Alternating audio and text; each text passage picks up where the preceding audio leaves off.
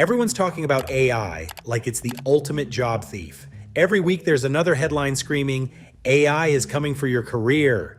Accountants are sweating, designers are nervous, programmers are insisting everything is under control, which usually means it isn't.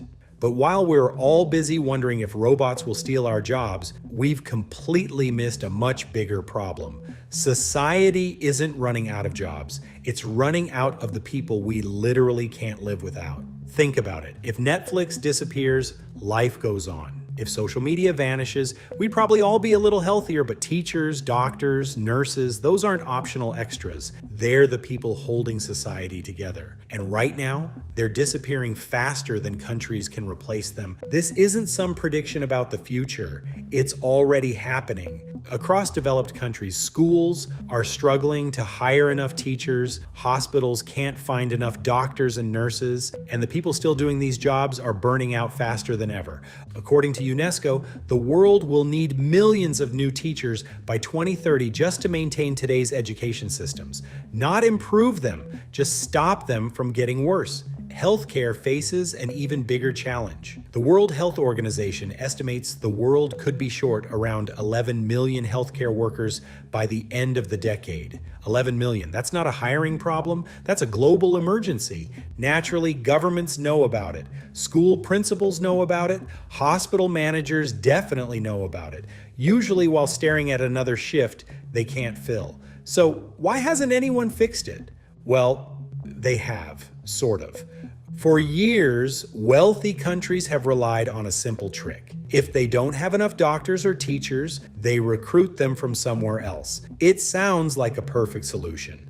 One country fills its vacancies, professionals earn better salaries, everyone smiles, and politicians get to claim they solved the problem. Except they didn't.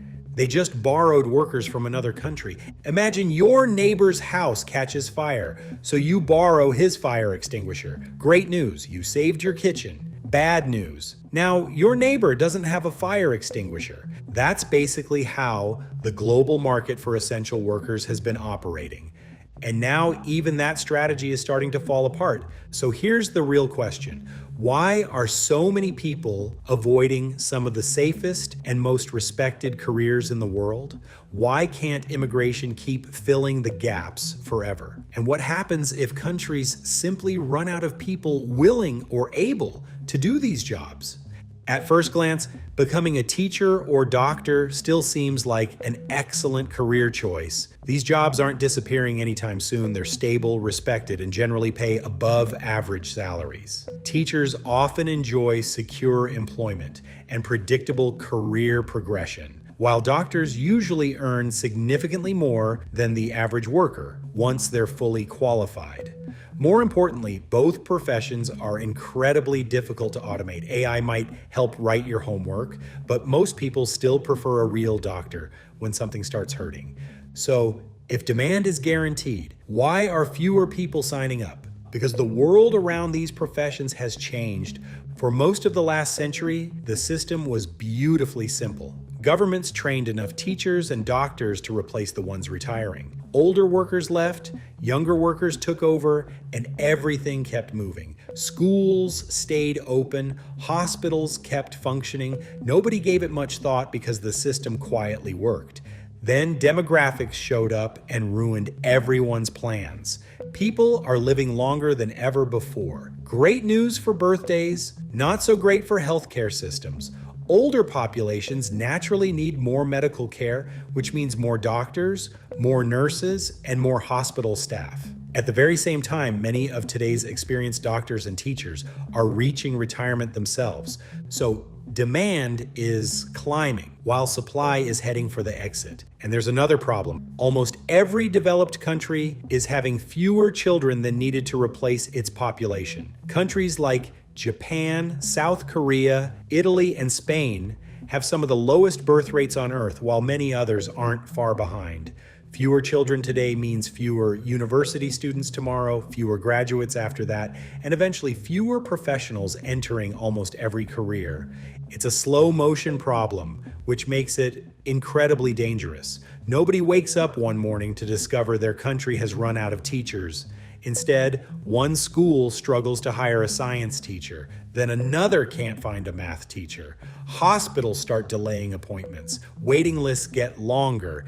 Everyone assumes it's temporary until temporary quietly becomes normal. So why not simply train more people? Because unfortunately, humans don't come with a fast forward button. Training a teacher takes years. Training a doctor often takes more than a decade. You can't look at a staffing shortage today and magically produce experienced professionals by next Tuesday. If governments underestimate future demand, they're stuck waiting years before new graduates can fill the gap. Then COVID arrived and pressed the fast forward button on the crisis instead. The pandemic didn't create the shortage, but it exposed every weakness in the system. Healthcare workers faced exhausting shifts, impossible workloads, and emotional burnout unlike anything seen in decades. Many decided to retire early, others left medicine altogether. Teachers experienced similar pressures as classrooms, online learning, and staff shortages collided all at once. Suddenly, thousands of experienced professionals walked away just as demand exploded. Replacing experience is much harder than replacing headcount. A newly qualified doctor is incredibly valuable, but experience matters. The same goes for teachers. Veteran professionals don't just know the textbook. They know how to handle difficult situations, make quick decisions, and solve problems before anyone else even notices them. When they leave, decades of knowledge leave with them. But here's the twist. The biggest reason these shortages keep growing isn't demographics, it's incentives. Because while teachers and doctors earn respectable incomes, they're increasingly competing with careers that offer better pay, greater flexibility, and a much quicker return on years of education. And that's where the real story begins. So what do you think?